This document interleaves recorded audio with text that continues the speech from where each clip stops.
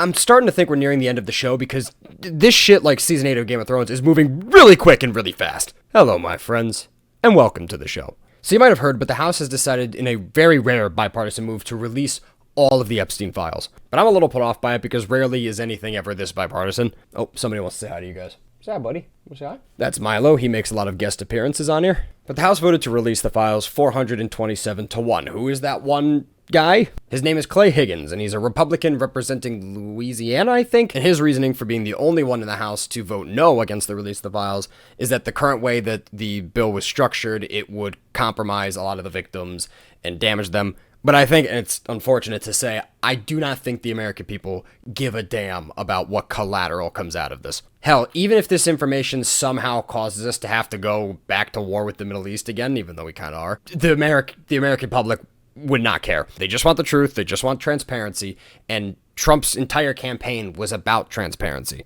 He ran with the promise of releasing things such as the Epstein files. And then once he got power, not only did he launch a meme coin and then immediately rug pulled everybody, but he did a 180 and pretty much just said, what files? And then he said it was a Democrat hoax, and it split the base. There's two things that killed Trump's base. It's him not wanting to release the Epstein files, even though he ran saying that he would, and his support of Israel. Those two things have completely fractured the right. Where before his election, the right, unlike the left, was very unified. Because right now, the only thing that unifies subsects of the left is their shared hatred of Trump. And now that both sides seem very fractured right now, the next election is going to be very interesting. But how did we get here? How did we get to this unanimous bipartisan release of the files? With the exception of Clay. Because the Epstein files, ever since he died, has been a political hot potato for whoever's been holding power. The Biden administration did not acknowledge its existence at all. And Trump's administration acknowledged it up until they attained the power, and then they said it was a hoax or it didn't exist. And now it all of a sudden exists, and now Trump came out and did another 180, so now he's done a oh God, here comes the American education system. It's alive and well in me, I swear. 360, that took uncomfortably too long. But with the power of editing, I can just do another take, but not gonna do that. I'm an honest man. I'm honestly a fucking idiot. But what caused Trump to just all of a sudden say, if it were to pass in the House and Senate, I would sign it? And then once Trump said that, all the Republicans on the House that were behind him said, all right, we'll release them. Because the Democrats want to release it, which was the same thing during Biden's administration. Like, all of the Republicans were behind releasing it, and the Democrats were like, because we know it hits both sides equally as hard. But why? What made Trump just say this now, and then everybody else just fall in line again with the exception of Clay? Oh, and by the way, before I continue, I see a lot of people saying that they need to investigate Clay. No, it would be the dumbest political move to be the only person to go against it if you actually had your name in the files. And if he is named in the files, then he's actually an idiot, because now people know his name and people are going to search for him specifically when the files are opened. But no, I don't think that was his play. I think it's because he's not a very well-known politician, and he figured, hey, if I can be the only guy that runs against it, I can make a name for myself, because my reasoning is I'm trying to protect the victims. It doesn't look good, but I can see that in this case, any publicity is good publicity. It gets your name out there. Now people know who you are. There's a spotlight on you. Because the only logical reason I can see for him doing this is literally just to get his name out there, which he succeeded in doing. There's a ton of articles being written about him. People are looking him up because everybody's going to see 427-1 and everybody's going to go, hold on. But that's all I think that is. I don't think he's actually in the files. If he is, then shit. But I just think it's just a way to get his name out there. As to why I think Trump 360'd, because I'm good at math, with my bachelor business degree, and the only thing I got out of that degree is that I found out my favorite crayon flavor is blue. But why I think he did it? I think it's because everything he was worried about was already released in those emails just a couple days ago. That's my theory. Of course, there could be way more in there that could actually lead to some form of prosecution. Or at this point, he already knows the ship is sinking, and he might as well is just going to try to do what Nixon did with Watergate and just try to get out as fast as he can, as best as he can. I don't know. We're going to see how this all unfolds. Hell, he can make it to his desk, and then he just stages a heart attack. If you didn't watch my last video, or you just don't know what was in the emails that was recently released, it's not that he diddled any kids. I mean, he had knowledge of all of that activity going on. It's just that he's gay. Which, how funny is it? How funny is that the whole time Trump was against releasing it, as soon as he got power, is he realized it would expose him for just being gay. Which, who gives a fuck? I don't even think a majority of like young Republicans and conservatives really care about orientation anymore. I mean, they might not like gay culture, but they really do not care about orientation nearly as much as previous generations do. I just want to know who the fuck Bubba is. I don't care who it is. If it's Clinton, that's hilarious. If it's just some random guy, great. If it's the horse, please don't be the horse. Please. I'm just surprised that we're not seeing AI-generated images just flooding the internet right now of that. I mean, that there probably isn't like some corners in some people's algorithms that I'm just not a part of.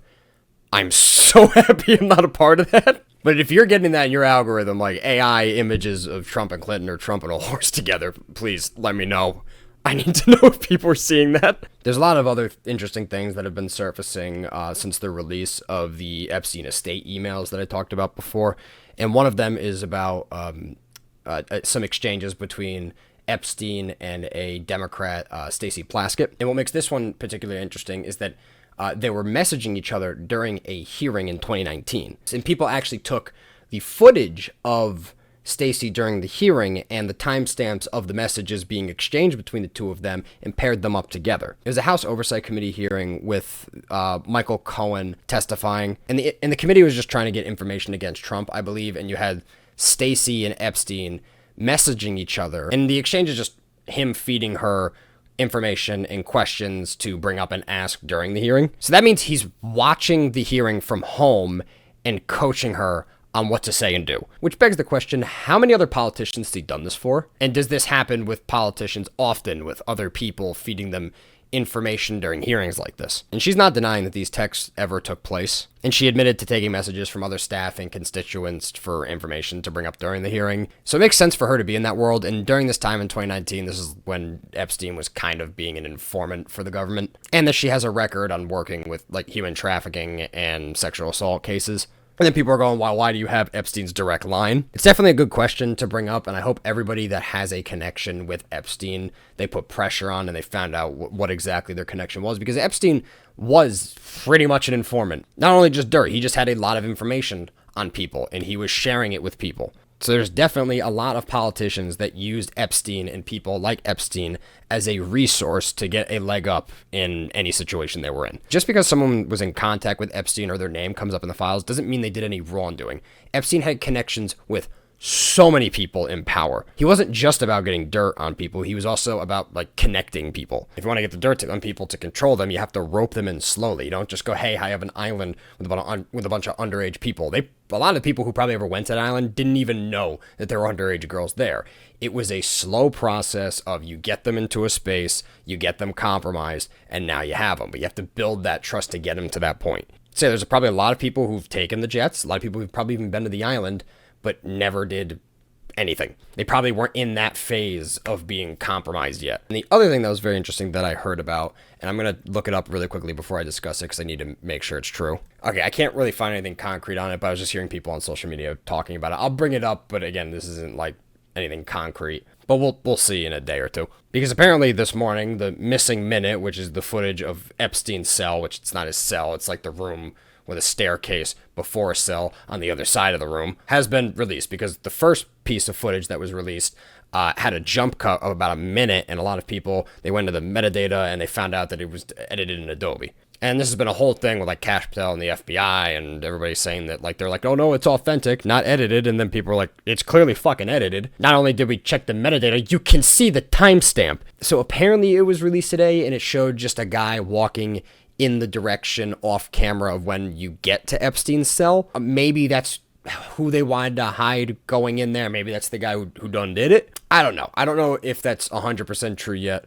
We'll see. But God, what a world we live in. What a timeline. But we still need the Senate to pass it. And Donald Trump, blower of Bubba. Said that like it was a Dark Souls boss. And like how I talked about before with Clay saying why he was the one person who voted against the release of the files because he wanted it to protect the victims. Listen, I get it. Everybody right now really just wants to know the truth. That they just do not care what the collateral is. Like, we have no idea what it could lead to. And he's not wrong. There's going to be collateral with it. There's going to be people who are completely innocent that are in the files, one, because they're a victim, or just because they were loosely affiliated with Epstein in that world. Maybe they could have been at some event and Epstein just introduced somebody that he was actually really close with to them. And then that's the connection. It could be as small as that. But people just do not care about what the collateral is. And then for the victims, hell, you can only imagine what that could do to them. There could be some kind of criminal underworld that's going to want to take them out.